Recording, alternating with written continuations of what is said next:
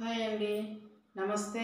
Welcome to our channel. Welcome to Lakshmi Pratap recipes. ఈరోజు మన recipe వచ్చేసి ఏంటంటే వంకాయ ఆలు కర్రీ.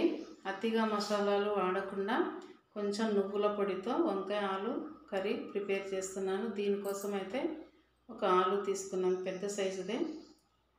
వంకాయలు అయితే ఒక 6 ఉన్నాయి ఇక్కడ. ఈ రెండు కలిపి కర్రీ అనేది ప్రిపేర్ చేస్తాను. మామూలుగా కొన్ని కర్రీస్ అయితే సింపుల్గా చేసుకున్నా కానీ టేస్ట్ అయితే చాలా, ఎలాంటి కూరగాయ అయినా మనం కొంచెం శ్రద్ధగా చేసుకుంటే కనుక టేస్ట్ అనేది చాలా బాగుంటుంది. కాకపోతే అందులో ఉప్పు కారం అనేది కరెక్ట్ కొలతలతో వేసుకోవాలి మనం. అంటే కొందరికి తెలియక ఉప్పు తక్కువ వేస్తుంటారు, అలాంటప్పుడు కూర రుచి అనేది ఉండదు.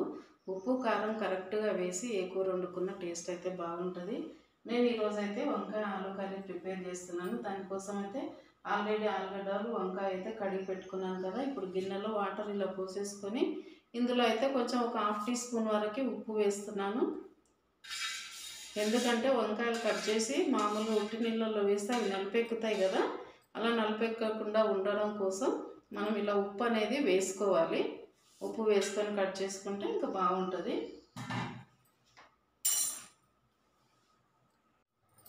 మామూలుగా ఆలుగడ్డ అయితే కట్ చేసుకునేటప్పుడు మనం పొట్టు తీసి కట్ చేసుకుంటాం కదా. ముక్కలు మరీ పెద్దవి కాకుండా మామూలు సైజులో కట్ చేసుకొని ఆయిల్లో కొంచెం సేపు మగ్గనిస్తే కనుక ఆలు అనేది తొందరగా ఉడికిపోతుంది. ఇలా పొట్టు తీసుకొని మనకు కావాల్సిన సైజులో ముక్కలు అనేది కట్ చేసుకుందాం. వంకాయ కూడా అంతేనండి, సేమ్ ప్రాసెస్లో కట్ చేసుకోవాలి.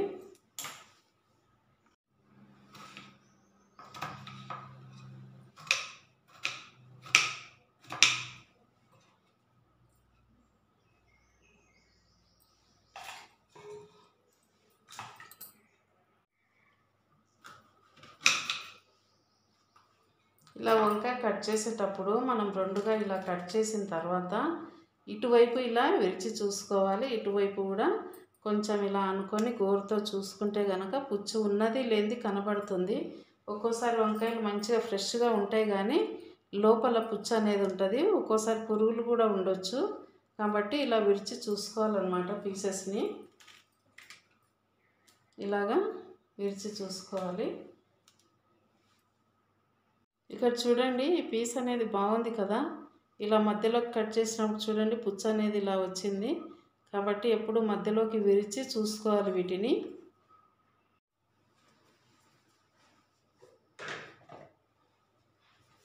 ఇప్పుడు స్టవ్ ఆన్ చేసి ఆల్రెడీ నేను గిన్నె అయితే పెట్టేసుకున్నాను వంకాయ కర్రీ ప్రిపేర్ చేయడానికి.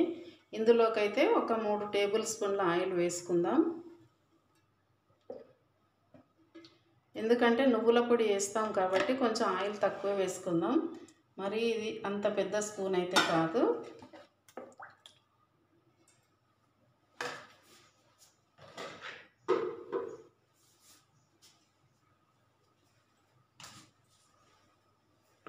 ఇప్పుడు ఆయిల్ కొంచెం హీట్ ఎక్కింది కదా. ఇందులోకి కొద్దిగా ఒక 1/4 టీ స్పూన్ వరకు జీలకర్ర వేసుకుందాం.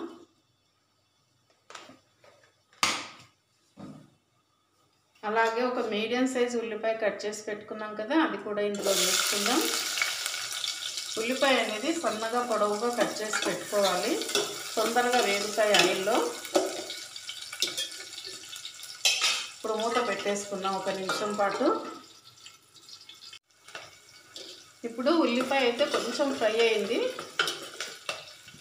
దీనిలోకి అయితే ఇప్పుడు కొద్దిగా అల్లం వెల్లుల్లి పేస్ట్, ఒక 1/4 టీ స్పూన్ వరకు అల్లం వెల్లుల్లి పేస్ట్. ఎందుకంటే కూరగాయ అనేది క్వాంటిటీ తక్కువగానే ఉంది కాబట్టి అల్లం వెల్లుల్లి పేస్ట్ ఈ మాత్రం అయితే సరిపోతుంది.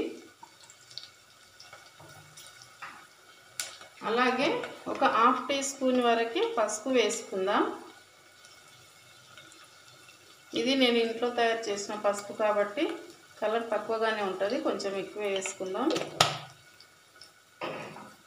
ఇప్పుడు అల్లం వెల్లిపాయ వాసన పోయేంత వరకు ఇలా కలుపుకుందాం.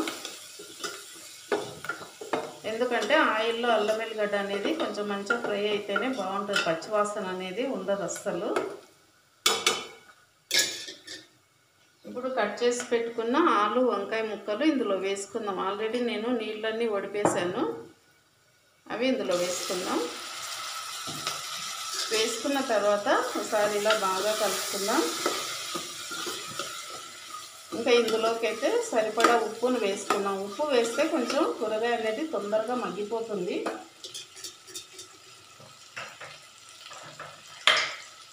మామూలుగా ఉప్పు అయితే ఇందులోకి 1 టీ స్పూన్ కన్నా తక్కువ పడుతుంది. ఎందుకంటే కారంలో కూడా కొట్టించిన కారం కాబట్టి అందులో కూడా ఉప్పు ఉంటుంది. కాబట్టి కొంచెం తక్కువే వేస్తున్నాను ఉప్పు అయితే. మళ్ళీ చూసి వేసుకోవచ్చు.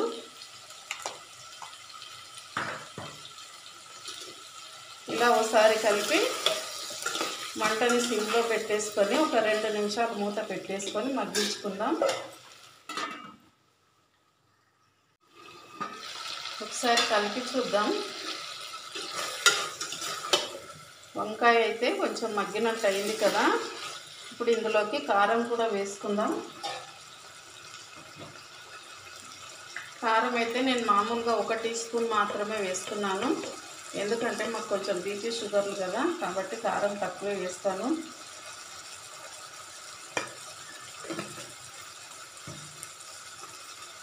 వేసిన తర్వాత ఇలా కలిపేసుకొని ఇప్పుడు ఇందులోకి వేసుకోవడానికి 2 మీడియం సైజు టమాటాలు చిన్న ముక్కలుగా కట్ చేసి పెట్టాను. అవి కూడా ఇప్పుడు ఇందులో వేసుకుందాం. టమాటాలు వేసిన తర్వాత టమాటో కూడా ఇందులో గుజ్జు అయ్యేంత వరకు కలుపుకొని ఇలా మూత పెట్టేసి ఉంచుకోవాలి. తర్వాత మాత్రమే మనం ఇందులో కొంచెం వాటర్ వేసుకొని ఉడికించుకోవాలి వంకాయ ఆలు కర్రీ అనేది.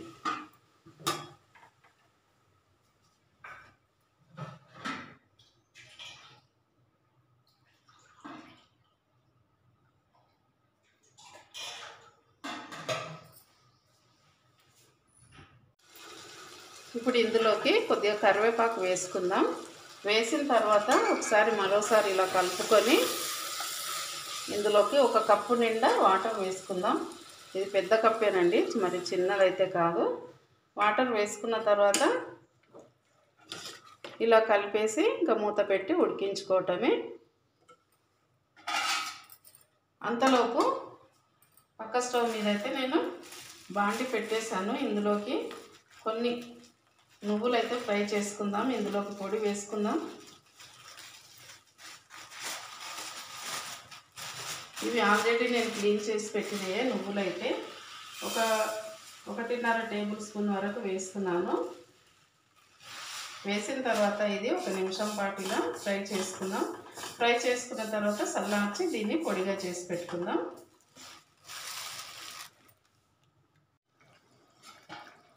ఇప్పుడు వంకాయ ఆలు అయితే మంచిగా ఉడికిపోయింది కదా. ఇందులోకి మిక్సీ పట్టుకున్న నువ్వుల పొడి వేస్తున్నాను. అలాగే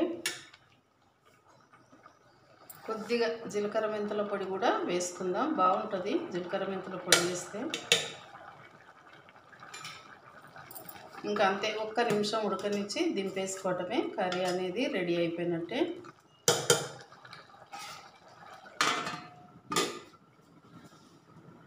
ఇప్పుడు కర్రీ అయిపోయింది కదా. దీన్ని అయితే ఇంకో బౌల్లోకి ట్రాన్స్ఫర్ చేసుకుందాం.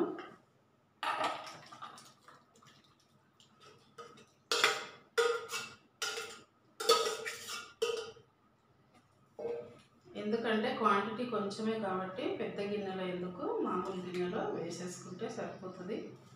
ఇప్పుడు ఇందులోకి కొద్దిగా కొత్తిమీర ఇలా వేసుకుందాం. పైన కొత్తిమీర అనేది బాగుంటుంది కదా ఎందులో వేసుకున్నా కానీ.